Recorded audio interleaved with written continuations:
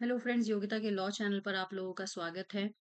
हम आपसे आज बात कर लेते हैं किस रिगार्डिंग। हम आपसे बात कर रहे हैं फैमिली लॉ के केसेस के रिगार्डिंग। ठीक है जी।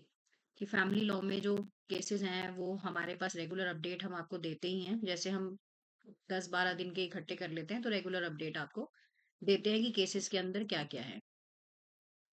हम यहाँ पर अगर आपसे बात करें तो हम यहाँ पर बात कर रहे हैं किस रिगार्डिंग। हम बात कर रहे हैं, पहला है हमारा नाज मुनीसा वर्सेस अब्दुल कादिर के केस में, जो कि क्रुएलिटी पर बेस्ड है, resolution of Muslim marriage act. इसमें क्या बोला जाता है कि एक जो पति है वो अपनी पत्नी के साथ मानसिक क्रूरता करता है, जिस वजह से पत्नी जो है वो कोर्ट के अंदर क्या करती है, तलाक को फाइल करती है। तलाक फाइल करती है तो कोर्ट बोलती है ठीक है, राहत देने के लिए, पत्नी की सुरक्षा और उसके स्वास्थ्य के लिए यहाँ पर तलाक में उसे क्या मिलती है, मंजूरी मिलती है। नेक्स्ट की तरफ चलते हैं। नेक्स्ट में सुप्रीम कोर्ट का एक ऑर्डर है, जो कि सुप्रीम कोर्ट का एक अमेंडमेंट है। वो क्या कहता है, वो सेक्शन अनुच्छेद 142 के ऊपर बात करता है और बोलता है कि अगर आपसी सहमति से शादी को खत्म करने का फैसला लिया गया है तो यहाँ पर 25 लाख रुपए का भुगतान करने का इसके तहत क्या करती है, कोर्ट ऑर्डर दे सकती है। नेक्स्ट की तरफ बात करें तो सुजाता वर्सेस निशांत है। ये maintenance disclosure of previous maintenance order की बात है। यहाँ पर कोर्ट ये बोलती है कि अगर आप आगे फर्दर की प्रोसीडिंग के लिए आ रहे हैं, क्या बोलती है सुजाता वर्सेस निशांत के केस में, बोलती है कि अगर आप आगे फर्दर प्रोसीडिंग के लिए आ रहे हैं तो आपको अपने केसेस के प्रीवियस ऑर्डर कोर्ट में दिखाना बहुत जरूरी है। और अगर आप ऐसा नहीं करते हैं और आगे की प्रोसीडिंग में कोर्ट को प्रॉब्लम होती है या कोर्ट समझ नहीं पाती कि एक्चुअली आपको कितना क्या मिला है, तो उस चीज़ से, और वो चीज़ आपके द्वारा ओपन अप भी नहीं की जाती, मतलब डिस्क्लोज़ नहीं की जाती, तो कॉस्ट लगा, बल्कि पूरे मैटर को खारिज करने की बजाय कॉस्ट लगाकर आपको आगे के लिए बोला जाता है कि आप सारे पुराने ऑर्डर्स को कोर्ट के सामने पेश करें। उसके बाद यहाँ पर सेक्शन 7 है जो हिंदू मैरिज एक्ट के बारे में बात करता है। ये क्या है, ये पार्टी जो है वो बताती है कि पक्षों को ये घोषणा करने की अनुमति दी गई है कि समारोह की कमी के कारण शादी शुरू से ही अमान्य है। अगर 2 पक्ष हैं और वो हिंदू मैरिज एक्ट में जाते हैं और वो प्रॉपर तरीके से शादी नहीं करते हैं, जैसे कि एक रजिस्टर मैरिज होती है, तो आर्य आर्य समाज में मैरिज होती है, तो बोला जाता है कि आप जो चीज़ लेकर आए हैं वो वैलिड नहीं है। अगर शादी ऑलरेडी आर्य समाज में रजिस्टर्ड है, मैरिज रजिस्टर्ड है, तो वो वैलिड है और विधिवत संपन्न हुई है तो वो वैलिड है। आप किस आधार पर उसे अमान्य बता रहे हैं? ये चीज़ें हैं यहाँ पर। उसके बाद नेक्स्ट में है हमारे पास Neetu Grover versus Union of India का केस है। ये हिंदू मैरिज एक्ट सेक्शन 5 का क्लॉज 5 है। ये क्या बताता है, ये प्रोहिबिशन मैरिज बिटवीन सपिंदा के बारे में बात करता है। आपको पता है कि सपिंदा मैरिज हिंदू मैरिज एक्ट के थ्रू क्या है, प्रोहिबिट है। तो वो कहता है कि अगर माध्यम से सामाजिक सुधार के लिए राज्य के इरादे का हिस्सा है, संहिताकरण के माध्यम से, तो अनाचरण पूर्ण संबंधों को वैधता मिलने से रोक, कि मतलब संबंध जो बन गए हैं वो क्या है, वेद नहीं है। तो कोर्ट कहती है भाई ये जो चीज है ना, ये नियम के अधीन है, लेकिन ये चुनने का अधिकार पूर्ण नहीं है।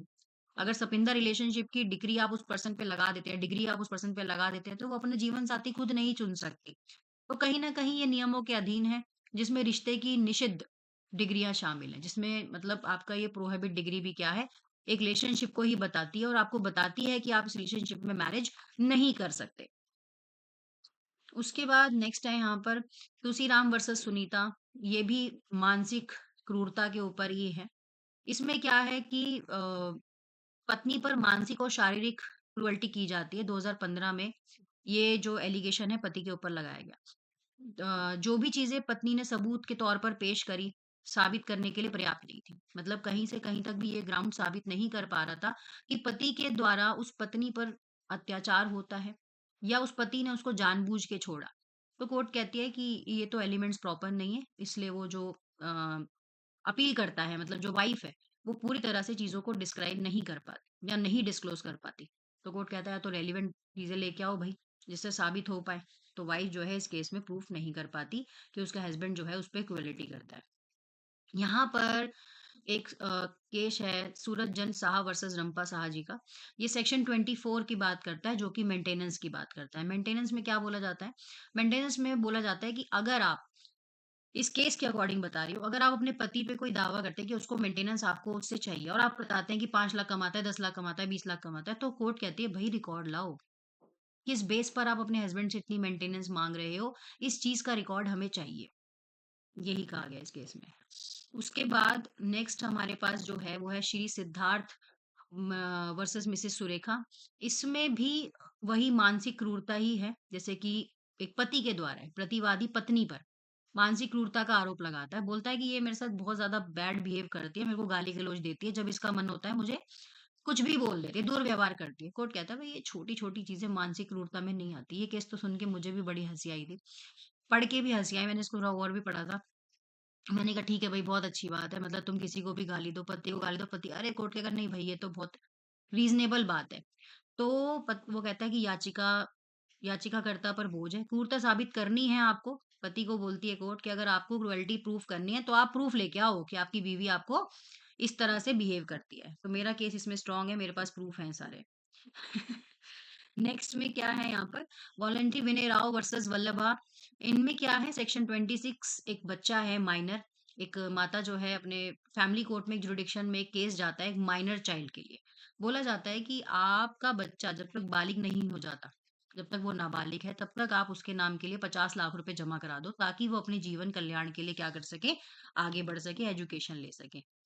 उसके बाद यहाँ पर एक बहुत अच्छा दिल्ली हाई कोर्ट का अपडेट है। दिल्ली हाई कोर्ट ने एक पहले से आदेश में बदलाव किया जिसमें शादरा के एक आदमी को अपने 3 बच्चों के इंटरिम मेंटेनेंस का निर्देश दिया गया। उसे बोला भाई तुम्हारे 3 बच्चे हैं, तुमने छोड़ दिए ठीक है कोई बात नहीं, बट तुम अपने 3 बच्चों का भरण-पोषण करने के लिए अभी भी लायबल हो। ऐसा नहीं है कि तुम उस ज़िम्मेदारी से हट गए। चाहे आपकी बीवी कमाती है या नहीं कमाती उससे कोई फ़र्क नहीं पड़ता, बट आपकी भी एक मोरल रिस्पॉन्सिबिलिटी बनती है कि आपको भी उन बच्चों का खर्चा उठाना पड़ेगा। इसी तरह के छोटे-छोटे वीडियोज़ के लिए हमारे साथ बने रहिए। चैनल को लाइक, शेयर, सब्सक्राइब ज़रूर कीजिए। Thank you.